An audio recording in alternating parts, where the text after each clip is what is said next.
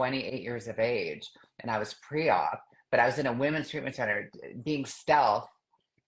And I was there for 6 weeks, and then like every day there'd be like like a kind of a classroom setting, and they would, talk about boundaries or shit that, I'd never even heard of before, right?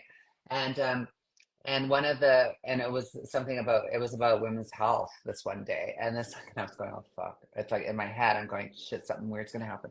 And then it's like at the end the counselor passes out mirrors, and she says, tonight I want you to go into your bedrooms. And it's like, and if you're with a roommate, it's like, just do it under the covers, and just, I want you to study your vagina. And I want you to like get to know it, because most women didn't even know where their clit was. You know what I mean? Like we were so shamed back like this is 1991. So and women were just, you weren't even like there was so much shame about being a woman that it's like, and it was just about servicing the man and all that stuff, that it's like most women didn't even know where their clit was. And it's the truth. And it's like, and here I am, this trans pre-op woman, fucking not telling anybody. And I'm thinking, oh my God, so it's like double layer of shame. Like, you know what I mean? The woman stuff and the trans woman stuff. And I remember, anyways, I'm writing about that right now. And it's like, there's going to be, and I had to just, I felt like I had to within, like, when I was about 5 weeks in there. So I was about, 2 months sober. And, they're all saying, you're as sick as your secrets. And you got to, if you don't tell it all to somebody, you're going to get loaded, right?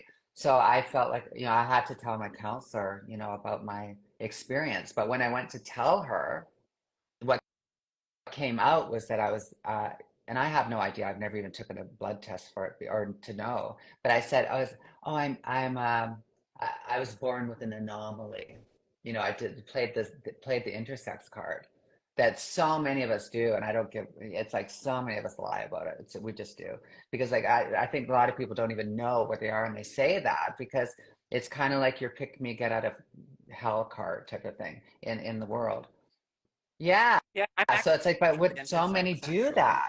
So many have done Yeah. that. Yeah, I'm Yeah. So it's like, I have no, mixed I'm status, saying in so it's a general type though, of like, and I intersex honor membership. that. I honor that in you. Yeah, But, and for it was sure. kind of No, like it's our way to true. be palatable. And I also said, just in case that wasn't enough, I said, oh, my mother was taking thalidomide. And it actually Oh, ended in yeah. 62, which I was like, and I didn't even know that. I just pulled it out of my ass, right? And she went home that day, and that's when there was no space machines, and she went into her books and did her research, my story was clean. It's like so she was going, oh my God, the next day she's going, why don't we tell the whole group, and we can just get that out and let them know, and and everything, and so I'm telling them these lies with sort of kind of truth around it type of thing, and they're all like, oh, everything, and it was just beautiful, and I'm crying, but it's like, but it's a Oh, filtered cry. It didn't feel clean, you know what I mean? And it's just, I felt like I cheapened it because it was so hard in recovery. I didn't know any trans women in recovery in Vancouver either, because everybody was so sick.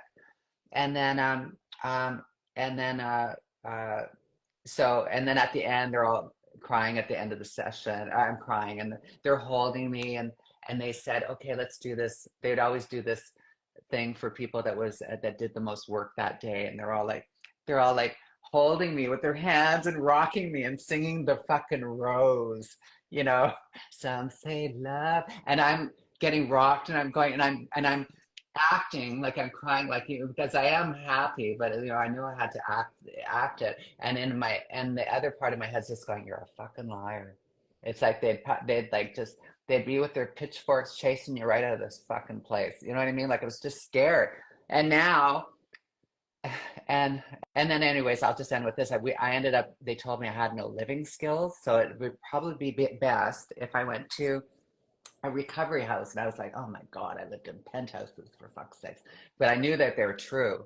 So I went, okay, let's check out this dump. So I went there, and it was actually, a nice place in Vancouver. And it was run by these two dykes. And thank God. And so about 2 weeks into it, I came running downstairs and I'm crying. I'm going, I have to tell you the truth or else I'm gonna like use. I know I will. And they was going, what? And they're going, well, it's like, it's like I'm transgender. Transsexual. They didn't have that word then. And and they were like going, oh great, oh that's wonderful. We accept, of course we accept you. When did you have the surgery? I went, oh, a long time ago.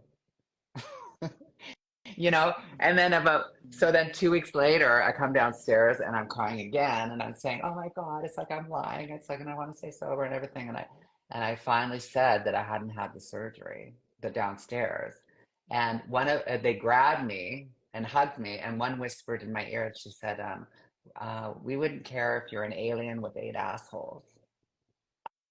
I know, and it was like the sweetest thing anybody ever said to me. And then the real tears happened, right? So it was the matriarchs of the program and lesbian women that carried me. So when I see what's going on with trans stuff today, and it's like, and you see these women that are, especially lesbian women, that are saying that they're against us and being terse and stuff, I'm going, you're not the ones that held us up. Like it's like, it's like, and that's the majority of women out there. Women stay with women, and you guys have always been around whispering in the corners. I've always heard it, but so yeah, that's what I'm writing about right now.